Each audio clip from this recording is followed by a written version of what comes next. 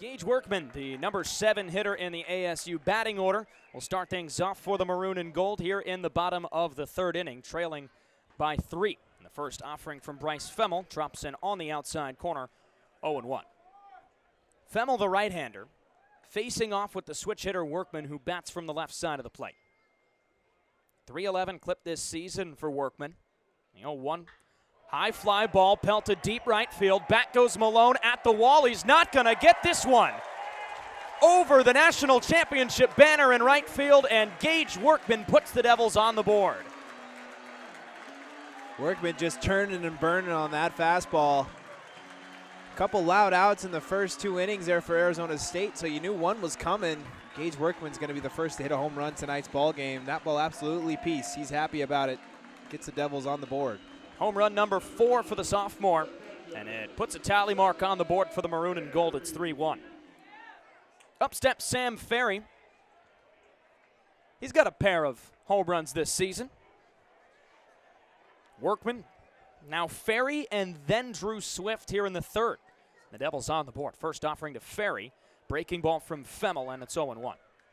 And for ASU, you know, they finally hit the ball over the fence after, 4 loud outs. And in the first inning, scattering fly balls to center, left, and then right field.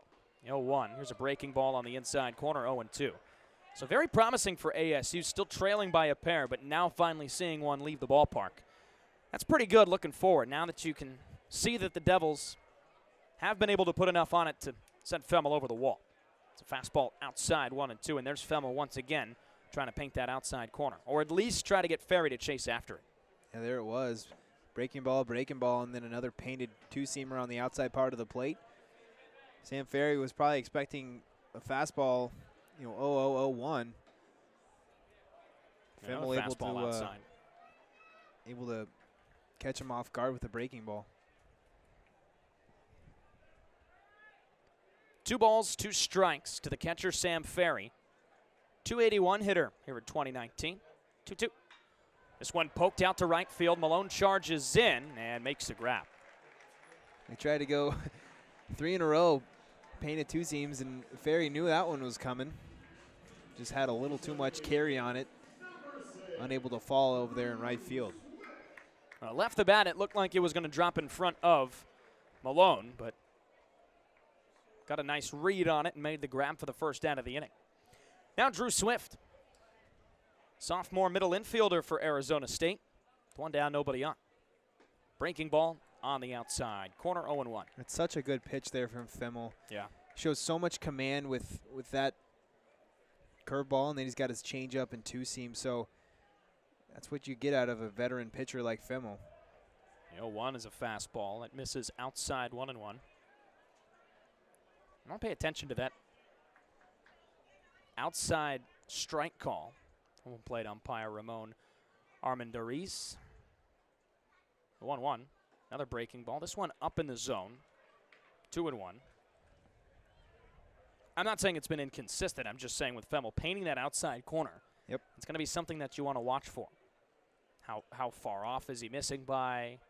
Are they all strikes? We'll see. 2-1. Big swing and a miss on a fastball. 2 balls and 2 strikes as Swift cuts right through it. That's the thing, too. As a pitcher, if you're able to consistently hit the same spot over and over, yeah, it might be like a half a ball on the outer part of the plate, but if you consistently hit it, umpire's going to give it to you. 2-2. Fastball low and away. Full count for Drew Swift.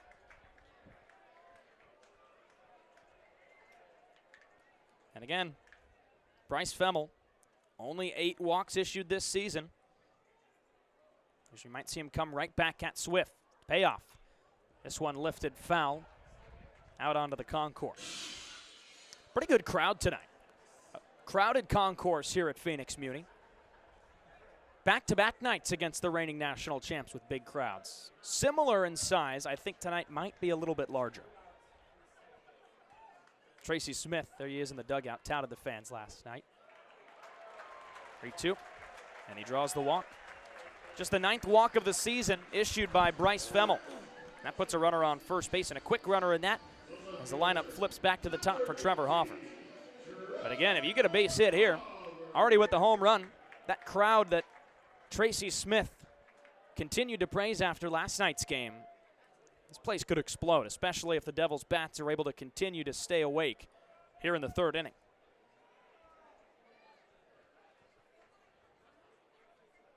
Hoffer 0 for 1 today. Fly out to the wall in deep center. McMahon nearly ran out of room. Now move toward first base. Swift dives back safely. Swift is very quick on the base paths. He's a fluid defender because of the glove and because of his speed. But he has not even attempted a stolen base this year. Femmel will take another look toward him anyway. What's interesting about all these Arizona State base runners is they don't really need to attempt to, steal bags because they're manufacturing runs themselves. Yeah. Usually you have to, get hit and runs or bunts, whatever. ASU's pounding the baseball, so you don't really have to attempt stolen bases or anything like that. Hoffer swings over one, and it's 0-1. Arizona State 8th in the conference in stolen bases. It's 33 this season. That also goes along with having already hit 50 home runs to lead the conference and scored 301 runs. That's second in the conference. Oregon State's offense has been pretty good. Not as good as ASU's, but they're 9th in the conference in swiped bags. 0-1. Outside for ball one. There's a changeup from Femmel. He pushed it too much. Instead of throwing it like a fastball, he tried to aim it. And that's the result. When you push a changeup, it's going to go to the right. Not even close to the strike zone there. What's cool too about, when you miss badly, right, you get instant feedback, and that's what's cool about being a pitcher is you can easily fix your mechanics or whatever it is, your arm angle, whatever it may be, because you get that instant feedback. 1-1. Hoffer takes a breaking ball, and it's good for strike two. Big leap off of first from Swift, but did not really offer. It's a very unconventional pitch sequence there. You go change up and then right back to another off-speed pitch and a breaking ball. I used to love to throw that. It just felt good on my hands. I got a good feel of the ball when I, with a changeup, you have more fingers on the ball. It takes a little bit of the velocity off, and so going right back to a curveball, it just felt good. Fastball outside here. He tried to go back to the outside fastball for the strikeout pitch and couldn't get it to go. Hoffer's not a guy that's going to chase after a whole lot either. Again, we mentioned these top three in the batting order. Hoffer, Torkelson, Bishop. Second, third, and first, respectively, in free passes issued. 2-2. Low, but Hoffer knew it was strike three. And he got him on the bottom half of the strike zone. There's two down. Really good pitch there. Changeup. Caught a little bit too much of the plate, in my opinion. Right, but Hoffer wasn't expecting it, so you didn't get a swing from him. And we got two outs here for Spencer Torkelson. Let's see if he can do some damage. You see right there that home run list. Second on the team with 9. Led the nation last year with 25 as a freshman. The runner on first base, already a home run this inning. That came from Gage Workman. First pitch from Femmel. Breaking ball. Dropped it in on the inner half, 0-1.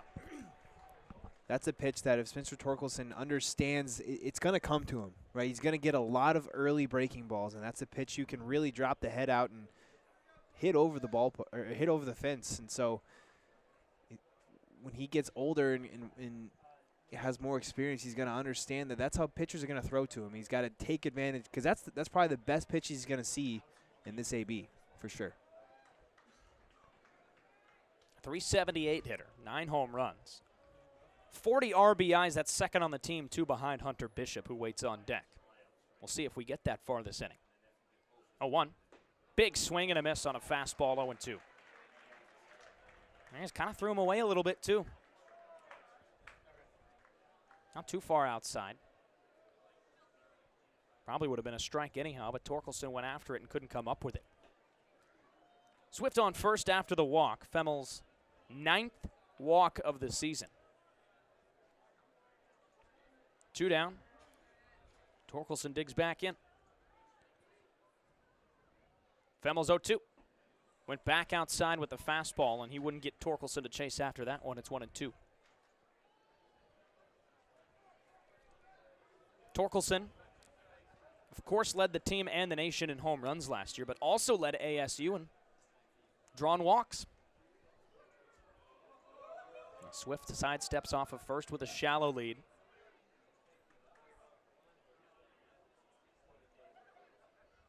Femmel's 1-2. It's just a bit outside again, and it's 2-2. Dangerous pitch there. Torkelson, he knew it was a ball. He didn't swing at it. Torkelson and Haver have both had really good eyes for those outside pitches, at least through their at-bats here in the third. 2 balls, 2 strikes, 2 down, and Swift on first. The 2-2 to Torkelson. Lifted down the right field line into the corner. Malone chases it down and cannot get there. Nearly takes a full tumble over the wall towards the new hitting facility in deep right.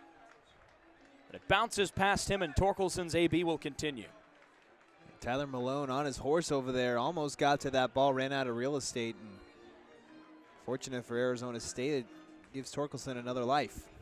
And we talk about Swift's speed, even though he doesn't swipe a whole lot of banks. He had gotten all the way around the bases and was waiting for Torkelson at home plate holding his bat. Now Swift back over to first. Torkelson steps back into the box. The count's still 2-2. The Devils already with a run this inning on Workman's 4th home run of the year. Torkelson trying to keep the inning and his AB alive. 2-2 to Torkelson. Fired it outside and in the dirt, blocked by Rutschman, and it's a full count for the first baseman, Torkelson. Working a pretty good AB there. That slider there from Bryce Fimmel, just a frisbee. Held onto it way too long, and so missed badly on the outside part of the plate. Or I guess the outside batter's box. It wasn't even close to the plate. 3 balls, 2 strikes. He's already issued a walk this inning, just his 9th of the year. Swift side steps off of first with 2 down. The payoff to Torkelson. Just got a piece of it to stay alive. As Fimmel went outside again, and Torkelson just fouled it off the top part of the bat. He's not happy with himself there. That was a pretty pitch there from Fimmel, but caught enough of the plate. Torkelson expecting breaking ball, and so just kind of stuck his bat out, tried to get a piece of it. He knows, if he could do it again, he's going to take a bigger swing on that for sure. The count remains full. The slugger first baseman, Torkelson.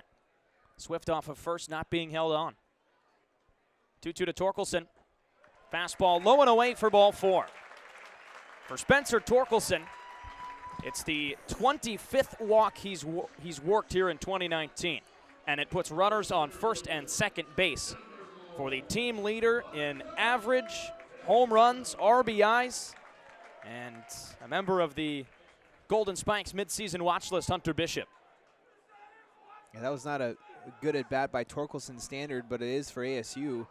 One, you tax Fimmel with an extra couple of pitches. We also get on base, 2 runners on base now for Hunter Bishop, who's got a very, very good chance of hitting the ball out at any given moment.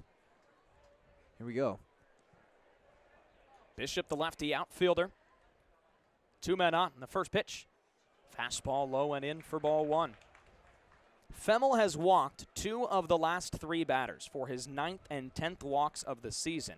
And keep in mind, this is a guy who's already worked 50 2/3 innings just entering today's game. Yeah, I think I had like 10 walks in my first 3 appearances.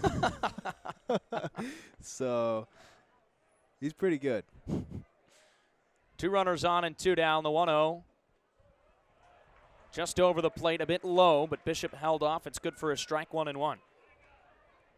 But now even with Bishop at the plate, the Sun Devils home run leader and a .400 hitter here in 2019, with 2 runners on, one of them the speedy Swift, and both runners had been walked. Watch to see if Femmel's going to get rattled at all here. Because even after issuing that fastball low and in, he comes right back with a pitch over the plate. Looks at Swift at second, the 1-1. Fastball outside, 2-1 now. He's got good composure. He doesn't even, I mean, he doesn't even try to shake anything off on the mound. He doesn't really move either. He'll just get right back on the rubber, wait for the sign, kind of glance at the base runners. Looks like Chucky out there with the red hair and the little snicker. 2-1.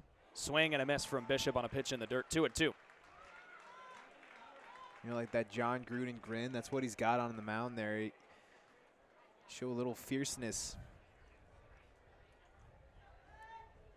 2 balls, 2 strikes.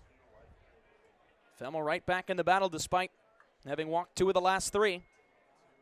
We'll see what he goes to here. See if he tries to go outside to the lefty hitting outfielder Hunter Bishop. Swift on second, Torkelson on first, 2 down. 2-2 to Bishop. Over the plate, no swing from Bishop, and that loads the count once more. It's 3-2 to Hunter Bishop. That's a pretty good pitch there from Femmel. Might have missed up.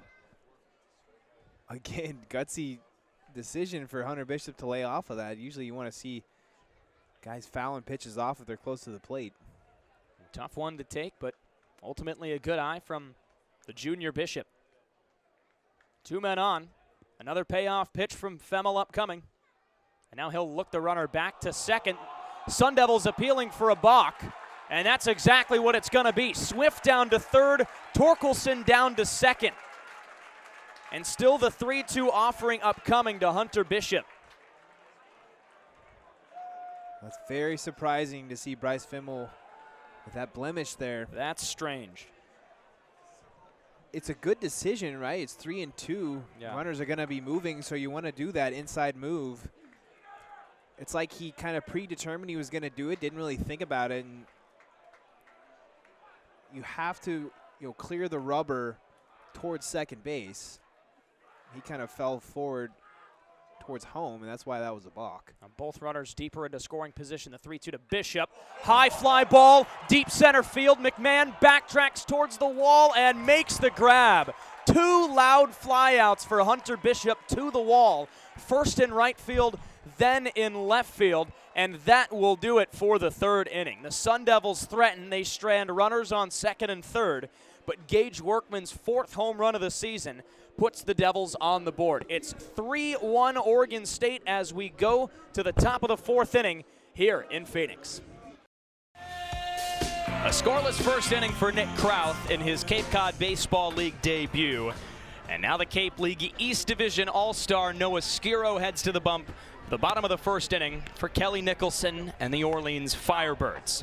Hi again, everybody. Josh Schaefer and Cooper Boardman with you on the Cape Cod Baseball Network. Game 43 of the regular season. We've got 1 more to go. That's tomorrow. But before we get there, Huey Morrill, Colin Hall, and Caden Polkovich for the A's in the bottom half of the 1st inning tonight. Those 3 face Skiro, the right-hander from Liberty, and well, for the 2nd straight night, a struggling offense goes against an all-star arm. It's not what you want to see, but Tom Holliday says to you pregame, look, we just got to shake it. One guy who has really stepped up at the plate for the Anglers over the course of the past week has been Huey Morrill. 0 for 3 last night against the Birds, but he leads off here in the 1st. First pitch, swing and a miss on a 90-mile-an-hour fastball, 92-mile-an-hour fastball, and it's 0-1. Huey Morrill, the right-handed hitting shortstop from Oklahoma State. He leads off the 1st. The 0-1 pitch, fouled back on a fastball, and it's 0-2. Morrill this summer, .232 hitter, 2 RBIs, and a stolen base. He's got great speed, and he's a scrappy base runner. Since he's assumed the leadoff role, on the 26th, he's 9 for 25. Was 0 for 3 last night in Game 2 of the doubleheader against the Orleans Firebirds. Faces the right-hander from Liberty, Noah Skiro. He fires the 0-2 pitch. Curveball that's popped up over the first base side, snack shack and toward the playground, and foul. Skiro makes his 7th start of the season, his 7th appearance overall. He's 1-1 with a 1.82 ERA.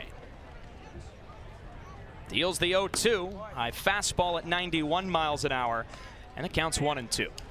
24 2/3 innings for the right-hander from Liberty, 35 strikeouts and 14 walks. into the wind. 1-2 pitch. Ground ball sharply hit left side off the backhand of Eddie McCabe, and Morrill will reach first base without a throw. It's a leadoff single for Huey Morrill, his 10th hit as the Anglers' leadoff man in the last week. And the Anglers have the leadoff man aboard in the bottom of the first inning. It's a difficult play for McCabe, playing a step beyond even with the bag. He had to take a step and a half to his right, feel the backhand, and even if he picks it up, I'm not sure if he gets out the speedy Morrill at first. So Morrill aboard. We talked about the speed he has on the base paths. He's an aggressive base runner, but not really in stealing bases. So we'll see what he does here. First pitch to Colin Hall. He takes a fastball high, and it's 1-0. Morrill has attempted just 2 stolen bags this season, successful in 1 of them. But if he sees a pitch in the dirt, he's gone. Hall steps in, lefty hitter from Georgia Tech, starting today in left field for Chatham. Morrill on first. 1-0 pitch to him. There goes Morrill. The throw down to second base is not in time, and the shortstop, Tanner Murray, dropped the baseball. So how about that from Huey Morrill? He's got his 2nd stolen base of the summer, and it looks like he's a little shaken up. Might have taken the tag a little high from the shortstop, Tanner Murray. And now Tom Holliday talking with the batter, Colin Hall, and the third base coach, Randy Whistler, and Huey Morrill's trotting back to the dugout. And, oh, he's going straight to the trainer. I was going to say, did we miss something? He's getting some eye drops. Getting some eye drops. It looks like our crowd mic also just picked up Tom Holliday saying that that was supposed to be a hit and run, and it sure looked like it was. Hall took ball 2, but Morrill was off very quickly, and he got an early jump, but he didn't dash towards second. Emery had time and an accurate throw, and a throw a little toward the right side of the bag might have been in time to get Huey Morrill, but instead it's his 2nd swiped bag of the summer. Well, the catcher, Emery, hesitated. No one from the first base side dugout yelled going or anything like that, so Emery held onto the baseball and then delivered to second base. So Morrill steps away from second, and it's 2-0 to Colin Hall. Here's a pitch from the righty Skiro, fastball high and away for ball 3. Hall hitting just 198 this summer, his 2nd summer on Cape Cod, after playing for the Hyannis Harbor Hawks for a brief stint last year. That's in the 2nd spot for the Anglers today, now with Morrill in scoring position. 3-0. He takes a fastball at 91 miles an hour, knee high, for strike 1. Morrill had the leadoff single, smacked a hard grounder off the backhand from Eddie McCabe at 3rd. Now he's on second after the stolen base. Here's the 3-1 pitch to Hall. Popped up down the left field line, and it's lifted out of play towards the bullpen, or the bullpen in the parking lot. That sits down the left field line. And the count runs full at 3-2.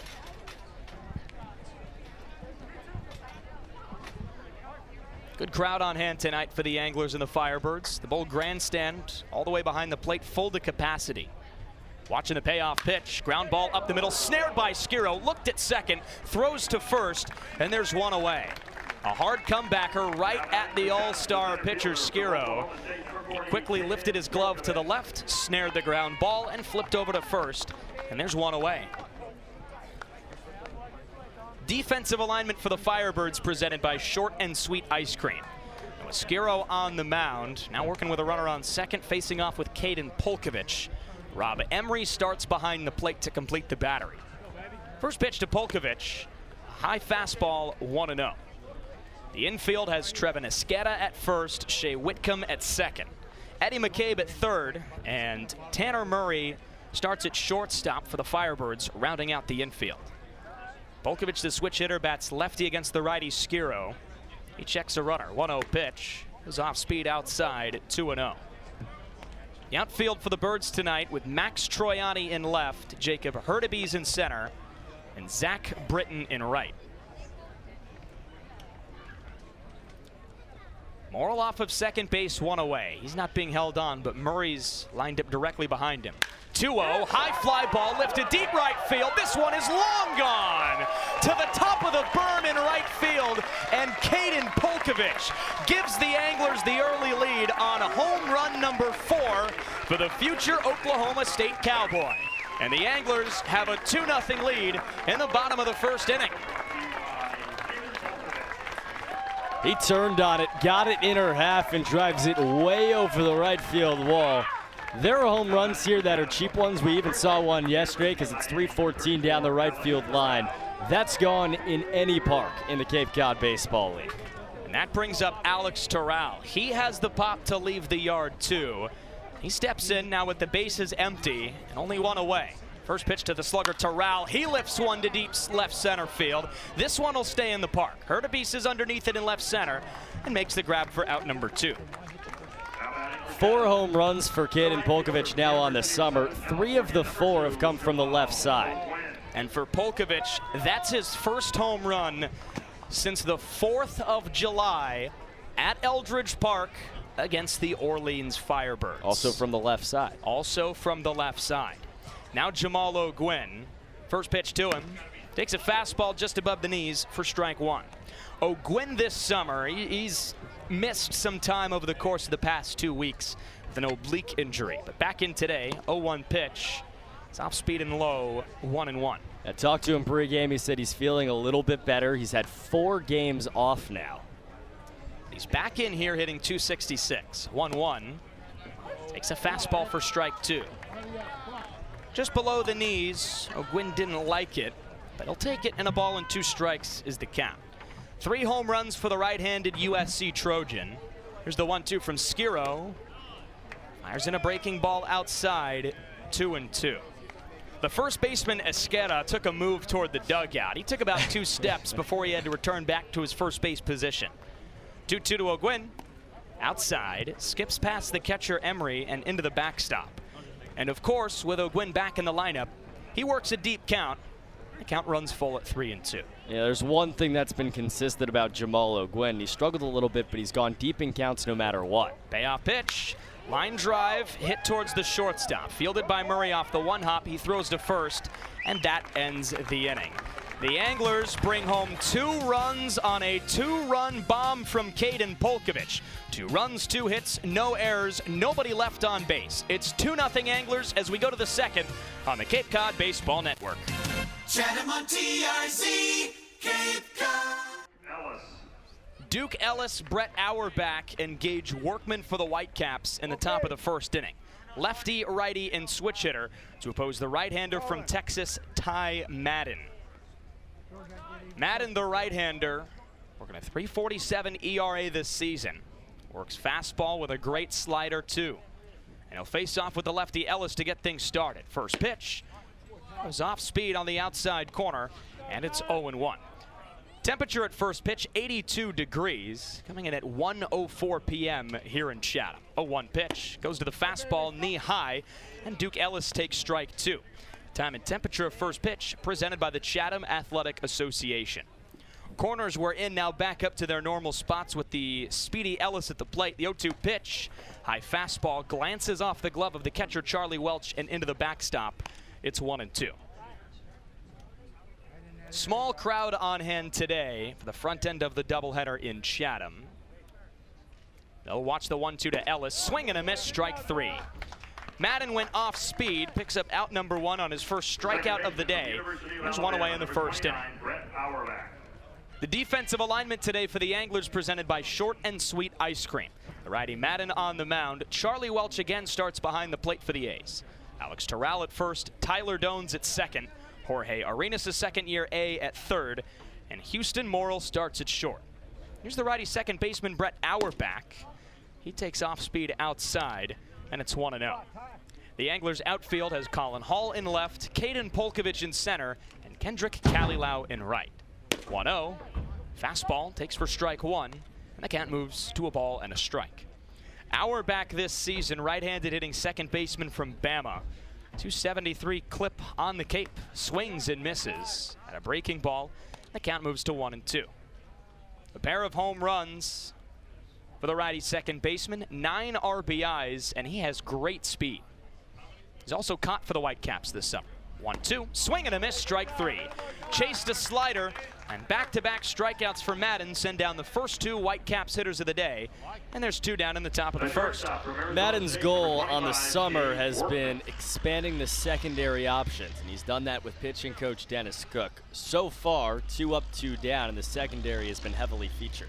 That brings up Gage Workman. Switch hitter out of ASU. He'll bat lefty against the righty Madden. Take off speed over the outside corner, and it's 0-1. Workman this summer hitting .264, a home run, and 20 RBIs for the Sun Devil. He was the Cape League All-Star Game MVP. 0-1, takes off-speed belt high for strike 2.